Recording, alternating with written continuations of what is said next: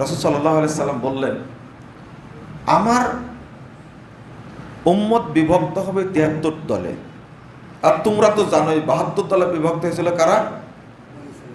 বনী ইসরাঈলরা।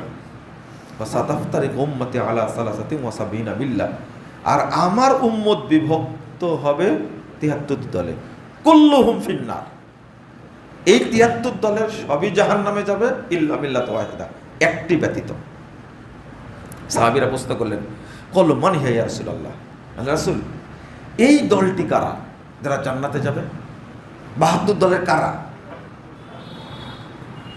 যাদেরকে আমরা বললাম এরা কি ৭২ দলের অন্তর্ভুক্ত? মনে করেন একটা দল আছে নামাজই পড়ে না, এরা কি ৭২ দলের?